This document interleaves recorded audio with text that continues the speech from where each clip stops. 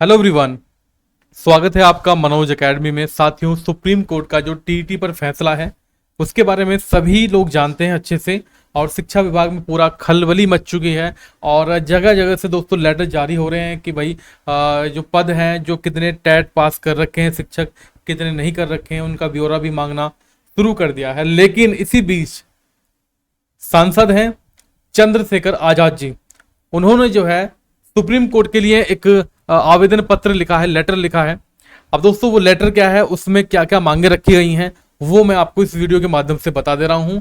2010 से पहले नियुक्त शिक्षकों को टीटी परीक्षा में छूट मिलेगी या सुप्रीम कोर्ट के द्वारा छूट दी गई है, वो भी आपको पता लग जाएगा। क्योंकि 2-3 कमेंट मेरी वीडियो में ऐसे पड़े हुए थे जो कि बिल्कुल सीना ठोक कर कह रहे हैं कि 2010 से पहले को परीक्षा पास नहीं करनी है।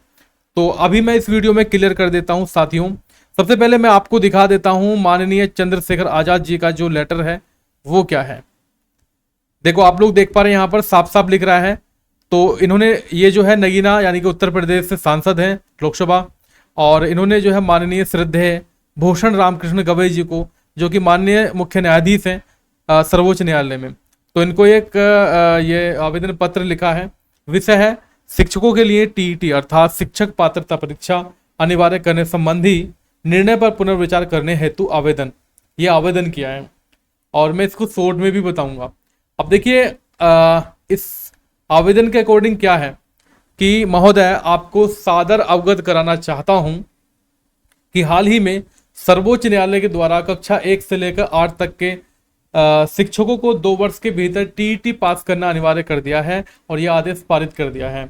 हम इसका सम्मान करते हैं और ये भी मानते हैं कि जो टीटी पास शिक्षक हैं या जो योग्यता रखते हैं वो ही बच्चे के भविष्य का निर्माण कर सकते हैं, ठीक है। लेकिन इस निर्णय पर कुछ बिंदु इन्होंने गिनाए हैं। इनको क्या गिनाए हैं? इन्होंने कहा है कि भाई इस निर्णय पर जुड़े कई मानवीय, सामाजिक और व्यवहारिक पहलुओं पर पुनर्विचार किया जाना चाहिए। क्या है कि पूर्व नियुक्त शिक्षकों पर प्रभाव।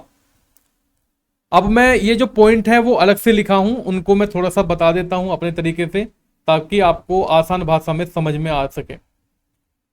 पहला पॉइंट यह है कि पहले से नौकरी कर रहे शिक्षकों पर असर पड़ेगा। बिल्कुल पड़ेगा साथियों। कई शिक्षक ऐसे हैं जिन्हें पुराने नियमों के हिसाब से नौकरी मिली थी।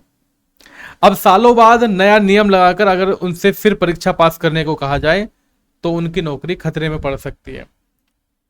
दोस्तों, बिल्कुल सही बात है। जो शिक्षक लगे हुए हैं कई सारे, वो ऐसे लगे हुए हैं जो उस समय के नियम को फॉलो करते थे। मान लीजिए अभी वैकेंसी आ जाए तो वैकेंसी में क्या होगा, भाई आपने टेट पास कर रखा हो, सुपर टेट पास कर रखा हो।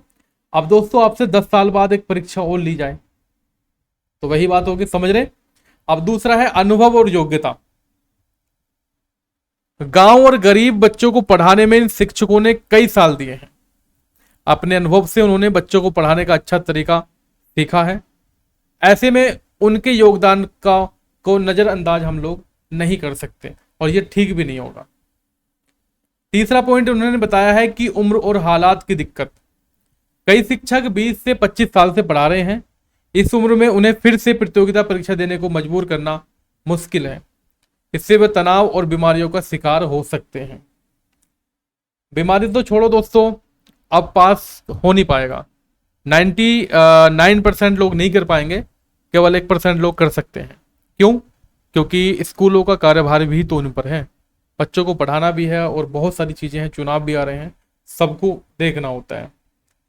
शिक्षा पर असर। अगर अनुभवी शिक्षक नौकरी से बाहर हो गए तो प्राथमिक शिक्षा का आधार कमजोर होगा। इसका सीधा असर बच्चों की पढ़ाई पर पड़ेगा। अगला पॉइंट है भर्ती के समय की स्थिति। जब इन शिक्षकों की भर्ती हुई थी, तब जो नियम थे उसी आधार पर उन्हें नौकरी मिली थी। बाद में बने नए नियमों को उन पर लागू करना उचित नहीं है। आर्थिक और पारिवारिक संकट।